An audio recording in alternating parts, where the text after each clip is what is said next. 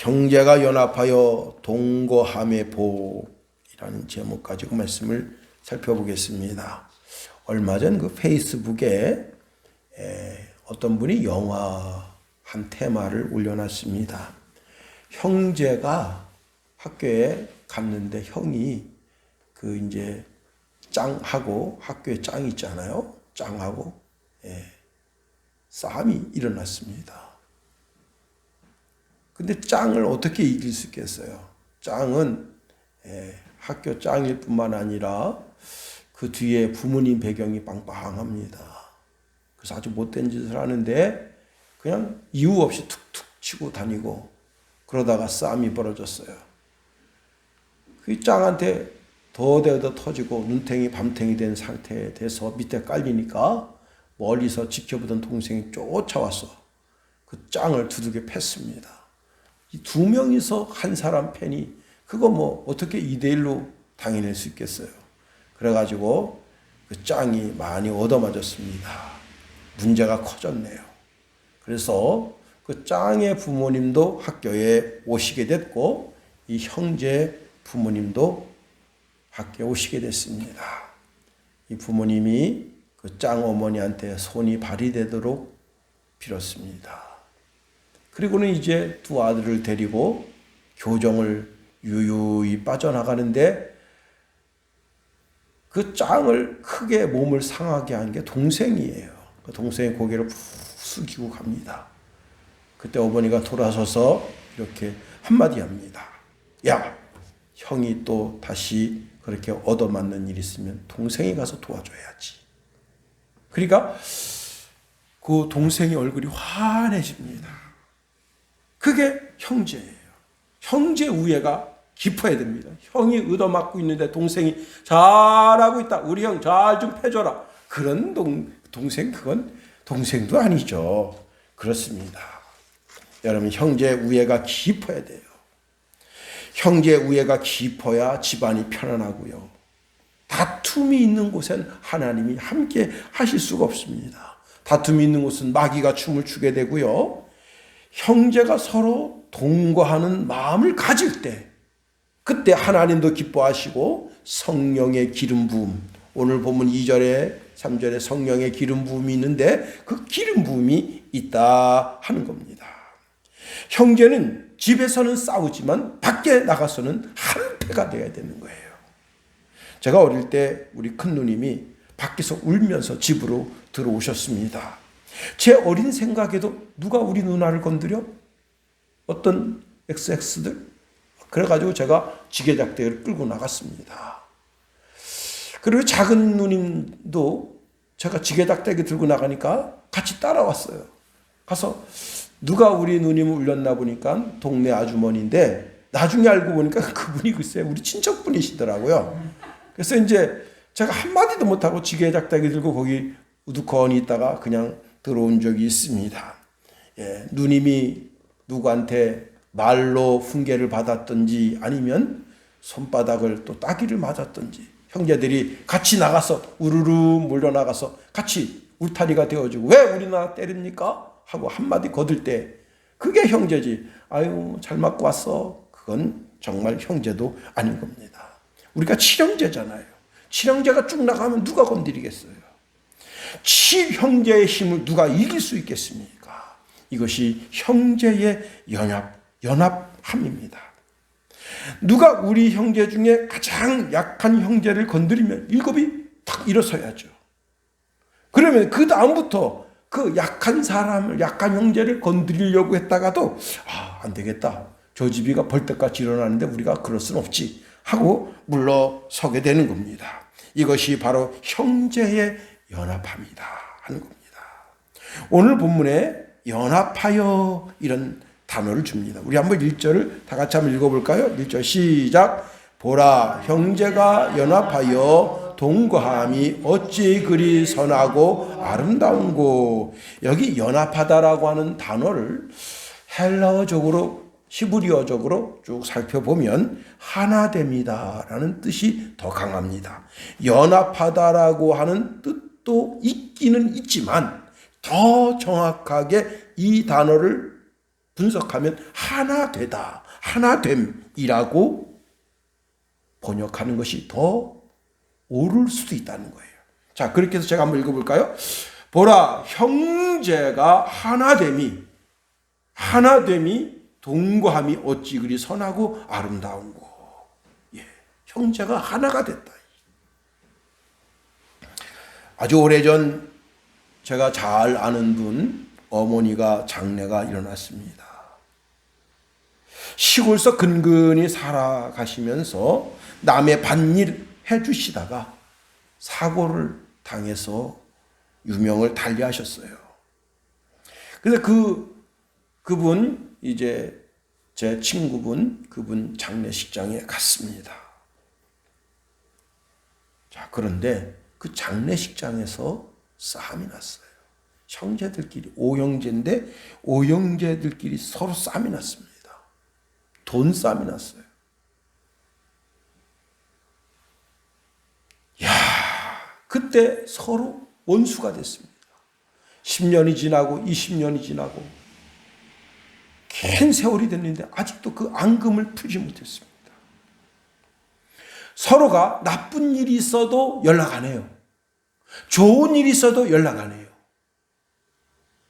몇 년이 지난 다음에 전혀 엉뚱한 사람 입을 통해서 너 동생이 동생 아들이 이번에 좋은 대학에 들어갔다며 그렇게 듣는 거예요.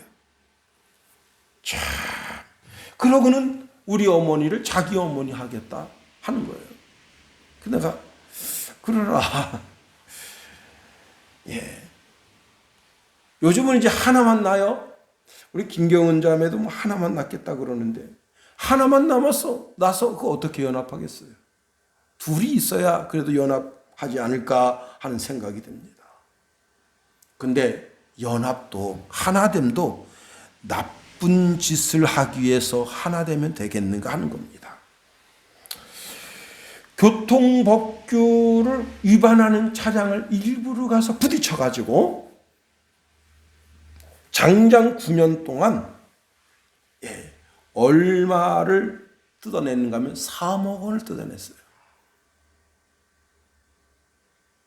그런데 그 형제 중 하나가 둘 사이가 서로 나빠져가지고 너 형 그때 그렇게 교통사고로다가 사고 내서 그 상대방한테 돈 뜯어낸 거 내가 경찰한테 말한다 그러니까 말해 진짜 말한다 말해봐 형이 그렇게 말했을 때 진짜 경찰한테 말할 거라고 생각하고 그렇게 했겠어요? 동생이 112 전해가지고 그때 그 교통사고 있을 때 우리 형이 일부러 사고 낸 겁니다. 그래가지고요 둘 다 들어갔어요. 응? 또 어떤 일이 있었는가 하면 2019년 형제 사기단이 여기도 건 한 4억 이상 돈을 뜯어냈습니다.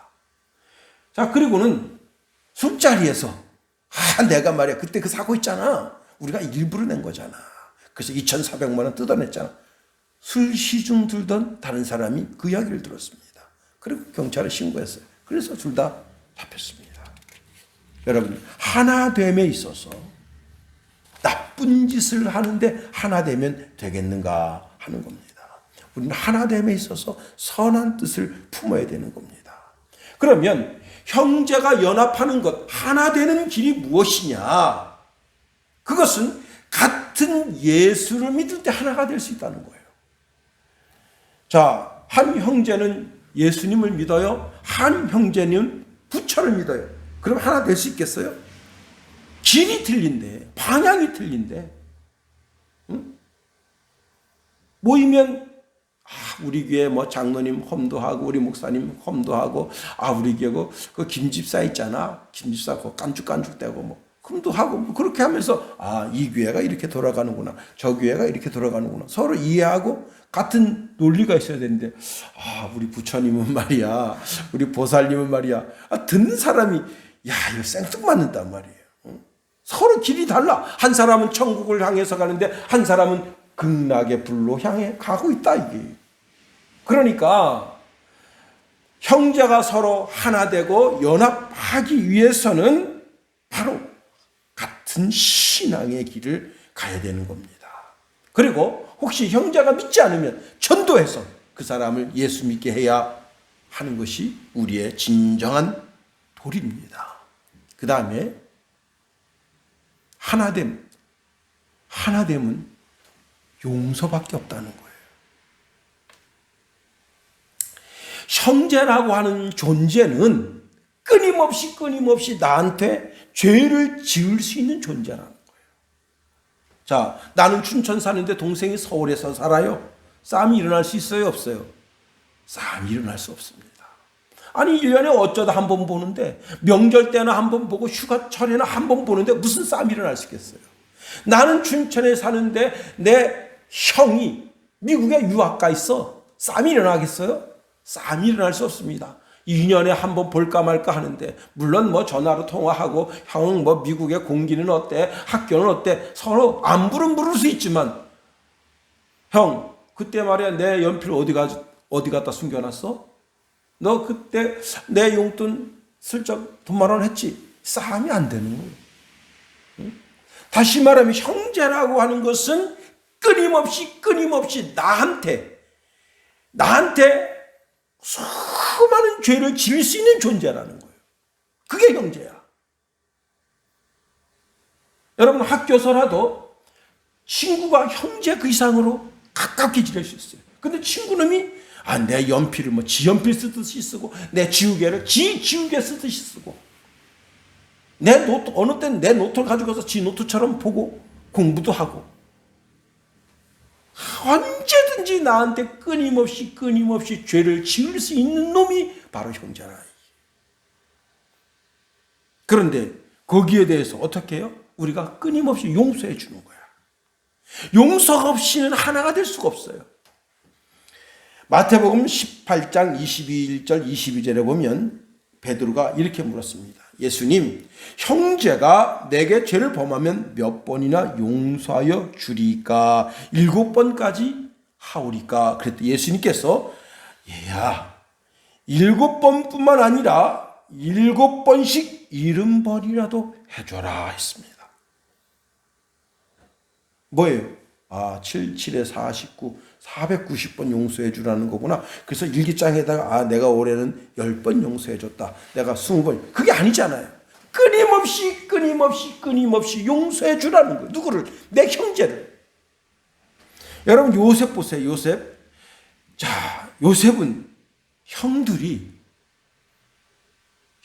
지금 매일 먹는 게 양젓이나 먹고 소젓이나 먹고 그러니까 아버지가 거기다가 밀가루 떡 좀 갖다 주고, 또 그 다음에 여러 가지 음식을 해서 그래도 한두 달 두둑하게 먹을 수 있는 양식 그래서 잔뜩 나귀에다 싣고 갖다 주는 거 아니에요. 그런데 저기서 요셉이 형님들 저 요셉입니다 그랬더니 저 새끼 봐라, 저 꿈꾸는 놈이 온다. 야, 우리가 저 새끼를 물 없는 웅덩이에다 집어넣자. 다 올 때 형들 얼굴이 벌써 이상해요. 희죽희죽 웃는 게 벌써 이게 영이 틀려. 그러더니 창을 잡아가지고 물 없는 웅덩이에 굉장히 깊습니다. 물론 얕은 것은 한 2m 정도 되는데 아주 깊은 것은 4, 5m 정도까지 깊은 것도 있어요. 거기다 확 떨기는데 곤죽나비 떨어져 보세요. 그냥 그 물 없는 웅덩이에 떨어지는데 얼마나 삭신이 아픕니까? 형님들 왜 그러세요? 형님들 왜 그러세요? 조용히 해, 이 새끼야.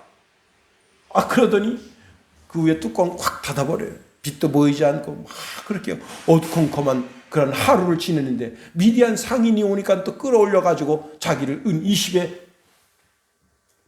팔아버립니다. 시편에 보니까 요셉이 끌려갈 때 손과 발에 착고를 찼다. 개처럼 끌려가는 거예요, 애굽으로. 자, 그렇게 애굽으로 끌려가서 그 인생이 거기서 어떻게 됐습니까? 노예로 팔렸잖아요. 보디발 장군 집에 팔렸잖아요. 그래서 거기서 성폭행범으로 몰렸잖아요. 그래서 더 상황이 나빠졌어요. 이제 감옥에 들어갔어요. 감옥에 들어가서 거기서 죄수 생활하다가 꿈 해석 잘 해서, 그래서 바로에게 발탁돼 가지고 한 나라의 총리가, 여러분, 꿈 잘 해석해 줬다고 총리가 되는 나라.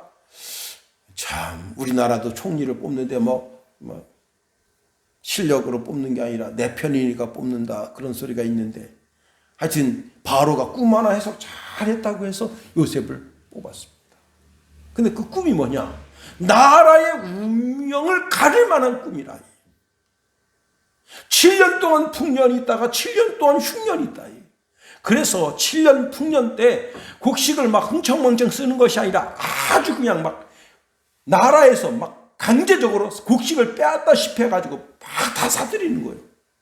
비싸게 돈을 주고 사들이는 거예요. 이게 사람들은 뭣도 모르지. 아니, 이렇게 풍년이 되는데 왜 풍년이 되면 곡식이 허래해져야 되는데, 곡식값이, 풍년이 됐는데도 아주 귀한 값을 주고 그냥 바로 궁에 있는 모든 은행 잔고를 털어서 곡식을 다 사들입니다.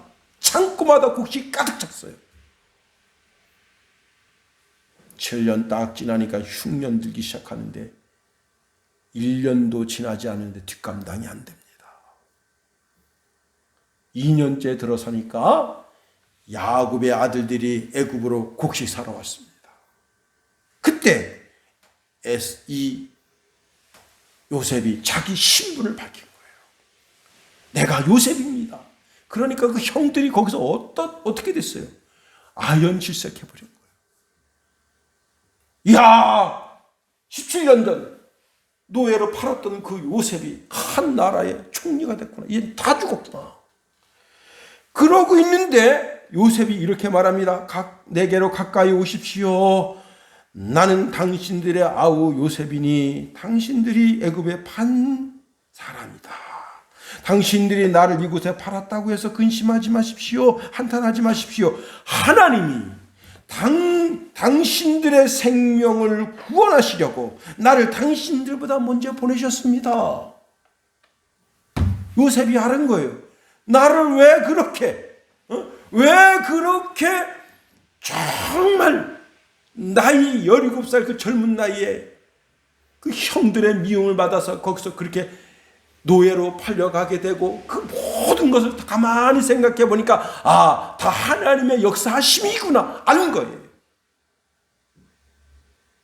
그래서 형제들을 용서한 겁니다. 여러분, 17년 전, 18년 전, 19년 전 그 물 없는 웅덩이에 그냥 던질 때 그때 생각하면 갈아 마셔도 분이 풀리겠어요? 응? 아니, 좋아. 거기까지는 좋아. 자기를 노예로, 형제의 의의가 있고 피가 섞였잖아, 서로. 근데 자기를 노예로 팔아? 여러분, 이게 평생 자기 속에 분이 되는 거예요. 화가 되는 거예요. 이 새끼들이 말이야, 나를 노예로 팔았어? 내 반드시 죽여버린다. 여러분, 그런 결기를 자기 속에 세울 수 있는 거 아니에요. 그런데 그 결기가 하나님의 역사하심을 보니까 싹 녹아내려. 성폭행범이 됐습니다. 여러분, 성폭행범이 돼가지고 감옥에 갇혔을 때 얼마나 많은 사람들한테 두들겨 맞았겠어요. 미국은 성폭행범, 유아 성폭행범들은 6개월 이상 거기 못 산대요. 그냥 찔러서 죽여버리는 거야. 그래서 유아 성폭행범만 모아놓은대요, 지금은. 응? 그런 이야기도 들리는데, 이 성폭행범, 야, 이놈의 새끼야, 우리나라에, 그래, 대장군 마누라를 건드려? 이놈의 새끼야, 싸가지 없네. 거기서 얼마나 고난을 겪었겠어요. 그런데, 하나님의 시간표, 하나님의 프로그램대로 나를 인도하셨구나. 그걸 딱 깨달으니까 형제를 용서할 수 있는 거예요. 형제랑 용서하니까 같은 식탁에 앉아서 먹게 되고 자기 동생은 가까이 두고 음식을 더 많이 주고 좋은 옷을 주고 하는 거예요. 용서가 없이는 하나가 이루어질 수 없다는 겁니다. 형제를 용서하니 서로 연합하게 되고 형제를 용서하니 하나 될 수 있는 거예요. 세월이 흘렀어요. 아버지가 죽은 거예요. 나이 147세에 죽게 됩니다. 장례를 칩니다. 형들이 은근히 걱정합니다. 야, 그동안은 아버지가 있어서 우리한테 해코지 안 했는데 이제 아버지가 돌아가셨으니 요셉이 헷가닥해가지고 우리를 괴롭히면 어떡하나. 그때에 요셉이 그 형제들에게 말합니다. 뭐라고 말하느냐.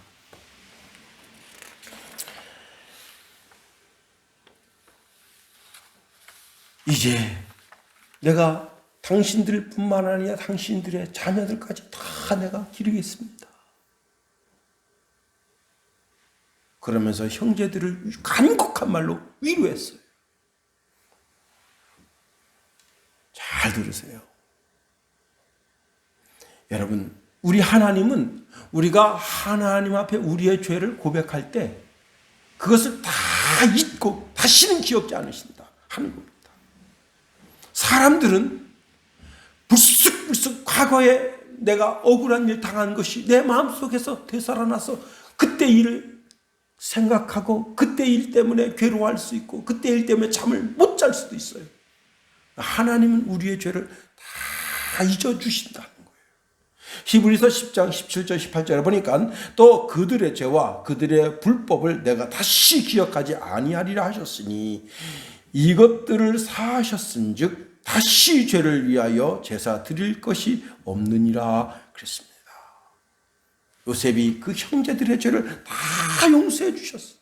용서해 줬어요. 그러면서 두려워하지 마십시오. 내가 하나님을 대신하겠습니까? 내가 이제부터는 형님들의 자녀들을 그 자손들까지 다 기르고 먹이고 공부시키고 그렇게 하도록 하겠습니다. 하고 간곡한 말로 위로했다. 그러니 형제가 하나 된 거예요. 용서함 위에는 길이 없다는 겁니다. 그런데 교회도 가만히 들여다보면 교회도 한 형제다. 한 피바다 한 몸 이룬 형제여 자매들이여. 우리는 예수님의 피로 이 세상의 모든 그리스도인들은 다 예수 피로 한 형제 한 자매가 된 존재라는 사실입니다. 여기에는 하나님의 아버지의 용서하심이 있는 거예요. 하나님 아버지가 우리를 끊임없이 용서해 주시는 거예요. 교회에서 은근히 미운 사람이 있습니다. 그래도 그 사람의 죄를 용서해 줘야 하나님의 형통함이 있어요. 우리 마음에 미움이 있으면 하나님이 그 사람에게 아무리 복 주려고 해도 그 미움 때문에 하나님의 복이 임하지 않습니다. 왜? 미움이 있으면요, 그 미움을 마귀가 가지고 장난질 칩니다. 내 속에 미움이 자라지 않도록, 싹이 트지 않도록 늘 용서의 마음, 너그러운 마음을 가지고 있어야 되는 겁니다. 교회에는 여러 종류의 사람이 있어요. 고린도전서 12장 13절에 보니까 우리가 유대인이나 헬라인이나 종이나 자유인이나 다 한 성령으로 세례를 받아 한 몸이 되었고 또 다 한 성령을 마시게 하셨느니라 했습니다. 여러분, 미움이 있으면 한 몸이 될 수가 없어요. 한 지체가 될 수가 없어요. 고린도 교회는 여러 분파로 나눠졌어요. 바울이 그래서 이렇게 책망했습니다. 그리스도께서 어찌 나뉘었느냐 하면서 어떤 사람은 나는 바울파야, 어떤 사람은 나는 게바파야, 나는 아볼로파야. 서로 그 교회가 나누어져 가지고 파당이신 거예요. 그래서 바울이 책망한 겁니다. 어떻게 예수님께서 그리스도께서 나뉘어졌느냐. 다 예수님의 피로 죄 씻음 받고 거룩하게 됐는데, 여러분, 목사한테 미움의 마음을 가지면 그 예배가 예배되지 않습니다. 형제에게 미움을 가져보세요. 거기에 예배가 예배되지 못하고 성령의 기름 부음이 있을 수가 없습니다. 자, 그러니 우리가 예배 전에 혹시 불편한 마음을 가지고 있더라도 예배 끝난 다음에 그 사람을 만나서 나 참 그때 마음 불편했는데 내 죄를 용서해 주십시오. 서로가 서로의 죄를 잘못을 고하고 용서함 만들 때 그때 하나됨이 있어요. 전 세계 모든 그리스도인들은 하나됨이 이루어져야 되는 겁니다. 오늘 이 복된 날을 통해서 전 세계 모든 그리스도인들이 하나가 될지어다. 하나가 되어야 되는 거예요. 왜? 한 아버지신 하나님을 섬기고 있으니, 한 예수님의 피를 받아 거룩하게 됐으니 전 세계 모든 그리스도인들은 다 하나가 되는 거예요. 비록 유튜브를 통해서 예배를 드린 10명이라도 예수 그리스도로 말미암아 그 피로 거룩함을 입은 한 형제 한 자매라는 사실을 우리가 알아야 되는 겁니다. 여러분, 네덜란드에 코리덴 붐이라는 여자가 있었어요. 아주 유명한 여자입니다. 이 여자 언니는 나치에 의해서 성폭행을 당하고 그리고는 결국은 그 수용소에서 비참하게 죽었습니다. 그런데 코리덴 붐은 살아남았어요. 근데 하나님께서 이 코리덴 붐 이 여자에게 은혜를 주셔서 이제 정말 상처 입은 그런 사람들, 네덜란드 사람들, 그리고 유럽 사람들, 독일 사람들에게 하나님 말씀 전하면서 살도록 하나님께서 은혜의 길을 열어주셨어요. 그런데 그가 어느 촌 무명 동네에 갔는데 거기 자기를 그렇게 괴롭히던 그 나치가 거기 있는 거예요. 예배할 때는 몰랐는데 그 사람이 지금 수많은 무리 가운데 섞여서 자기한테 악수하러 오고 있습니다. 그의 일기에 이렇게 기록하고 있습니다. 뭐라고 기록하고 있느냐? 하나님, 다른 사람은 다 용서할 수 있어도 저 인간만은 용서할 수가 없습니다. 이게 코리덴 붐이라고 하는 여자의 마음속에서 일어나는 자기의 음성입니다. 그런데 하나님의 음성이 다시 들립니다. 코리야, 용서하거라. 하나님, 저 인간만은 절대로 용서할 수가 없네요. 용서하거라. 못해요. 할 수 없어요. 자, 그래서 이제 점점 사람들하고 악수례를 하면서 지나가고 있는데 점점 가까워집니다. 그때 다시 하나님의 음성이 들립니다. 나는 내가 저 사람을 용서할 수 있느냐 없느냐를 묻고 있는 것이 아니라 용서하겠느냐 안 하겠느냐를 묻고 있는 것이다. 용서하라는 것은 나의 명령인데 내 명령 앞에 순종하겠느냐 안 하겠느냐 라고 주의 음성이 들려왔습니다.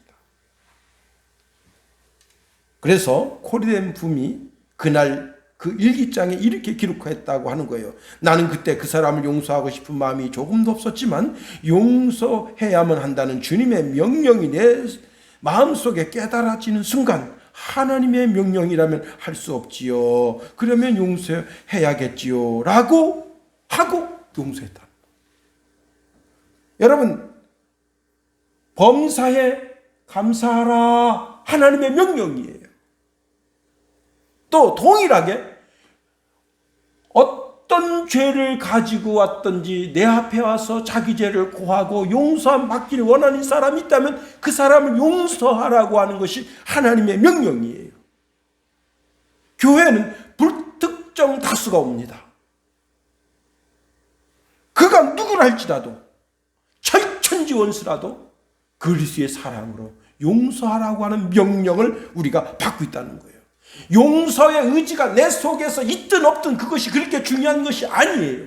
하나님의 명령이 내 속에 있다는 거예요. 용서해 주라. 예수님은 십자가에서 자기 빨리 죽으라고 창으로 자기 옆구리를 찌릅니다.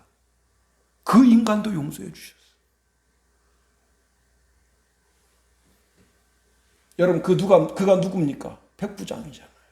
백부장 그 더러운 인간이 옆에 있는 자기 병사에게 야, 빨리 죽게 창으로 찔러라.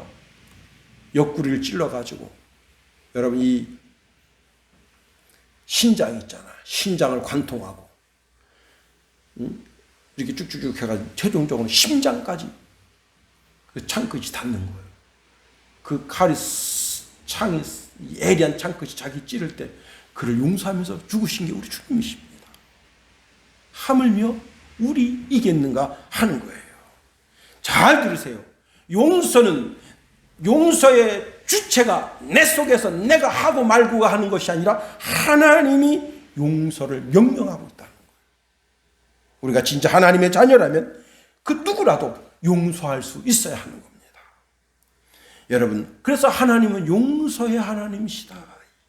나를 끊임없이 용서해 주시는 분이시다. 예수님도 나의 죄를 끊임없이 져주시는 분이시다 하는 거예요.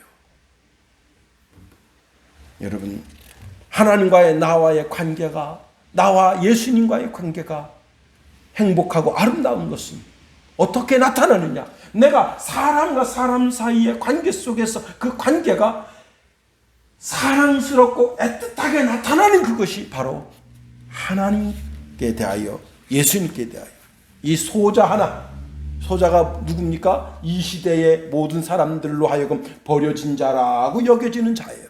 그를 향해서 그리스도의 사랑을 드러낼 때 그가 바로 하나님의 대리자인 거예요. 여러분, 교회가 하나 되는 길은 용서밖에 없는 거예요. 직장이 하나 되는 길도 용서밖에 없는 거예요. 직장이 명령의 상하 관계로 이루어지는 게 아닙니다. 학교도 마찬가지예요. 나라도 마찬가지입니다. 나라도 용서밖에 하나됨이 없어요. 여러분, 지금 세월호 특조위가 새로 만들어졌어요. 비리를 캐고 또 캐고, 이번에는 공과대 출신 법조인으로 특조위 조사단장을 세웠대요. 공과대 출신하면 뭐가 달라집니까?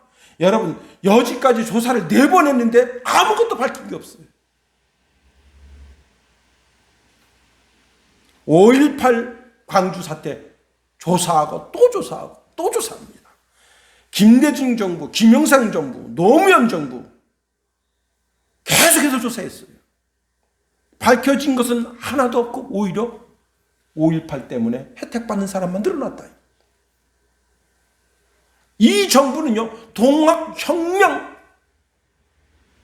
주체도 밝힌다. 그래서 이미 벌써 상을 줬어요. 많게는 4억 6천까지 돈을 줬습니다. 이야, 우리 할아버님, 우리 증주부 할아버님, 고고조 할아버님은 뭐 하셨나? 동학혁명 때 나도 한번 들고 휘두르지 않았나? 여러분, 1억 2천만 원에서 4억 6천까지 돈 다 지급했습니다. 일본과의 관계가 비리가 있다고 해서 조사하고 또 조사했어요. 여러분 잘 들으세요. 남의 비리를 들춰내는 영은 사탄의 영, 마귀의 영이에요. 디아볼로라예요. 디아볼로라는 뜻이 뭐냐면 틈을 벌어지게 한다는 거예요. 백성과 관리의 마음이 벌어지게 하고, 영남과 호남의 마음이 벌어지게 하고, 강원북도와 강원남도하고 마음이 벌어지게 하고, 강원서도, 강원동도하고 마음이 벌어지게 하고, 그게 마귀가 하는 짓이에요. 마귀는 언제든지 사람 사이를 뒤집어 놓습니다. 에덴 동산 아담과 하와의 부부의 관계를 찢어놓는 거예요. 성도와 목사의 관계를 찢어놓는 거예요. 그 마귀가 하는 짓이에요. 용서밖에 없습니다. 나라가 하나 되는 것도 용서밖에 없어요. 잠언서 17장 9절 말씀해 보니까 허물을 덮어두는 자는 사랑을 구하는 자요, 그것을 거듭 말하는 자는 친한 것을 이간하는 자니라. 이간자 누굽니까? 마귀입니다. 마귀의 도구로 쓰이는 거예요. 마귀의 종으로 쓰이는 거예요. 4년 동안 이간질 했으면 됐지, 이제는 멈춰야 되는 거예요. 하나님의 영이 있는 곳에는 용서의 영이 흐르는 거예요. 서로 용서해 줘야 되는 거예요. 서로의 죄를 덮어줘야 되는 겁니다. 그렇습니다. 하나님이 지상에서 가장 아름다움을 보십니다. 오늘 본문 1절 이렇게 말씀하고 있네요. 보라, 형제가 연합하여 동거함이 어찌 그리 선하고 아름다운고. 어찌 그리 선하고 아름다운고, 그렇게 되어 있는데 제가 이걸 약간 의역해서 번역했어요. 어찌하여 그렇게 아름답지? 이게 원래 의문사로 끝나는 거예요. 너무나 아름다운 걸 어떻게 해서 그렇게 아름답게 되었지? 이렇게 번역할 수 있어요. 다시 한번 들려줄까요? 어찌하여 이렇게 아름답지? 너무나 아름다운 걸 어떻게 이렇게 아름답게 되었지? 라고 해석될 수 있는 거예요. 히브리어로 해석하면. 잘 들으세요. 지상에서 가장 아름다운 것이 장미꽃이 아닙니다. 백합화가 아니에요. 어린아이의 웃음이 아닙니다. 늙은 한 어머니의 흐뭇해하는 그 얼굴의 미소가 아니에요. 용서가 흐르는 곳이 가장 아름다운 곳이 되는 거예요. 하늘 보좌에 계신 하나님이 벌레만도 못한 나를 용서하실 때 그게 가장 아름다운 곳이 되는 거예요. 오늘 우리는 하나님의 백성, 하나님의 자녀로 내 형제, 내 자매, 그리스도로 혈육 관계가 이루어진 모든 사람들한테 용서할 때 그것이 가장 하나님이 보시기에 선하고 아름다운 곳이 되는 거예요. 이 세상 모든 것 다 사라집니다. 꽃도 사라지고 아름다운 광경도 사라지고 다 사라져요. 그러나 용서하는 마음으로 이루어진 하나님의 구원의 역사는 사라지지 않습니다. 가장 아름다운 것은 끝까지 남는 거예요. 영원히 남는 거예요. 여러분, 오늘 본문에 제목이 붙어 있어요. 제가 주부에 실어놓은 성경에는 그 제목이 없습니다만은 시편 133편에는 이렇게 제목이 붙어 있어요. 다윗의 시, 곧 성전에 올라가는 노래. 뭐예요? 다윗이 뭘 본 거예요? 다윗이 일생 뭘 봤습니까? 자기가 그렇게 믿고 따르던 요나단 형과의 자기의 관계 속에 끊임없이 그 두 사이를 벌어지게 했던 사울왕의 칼.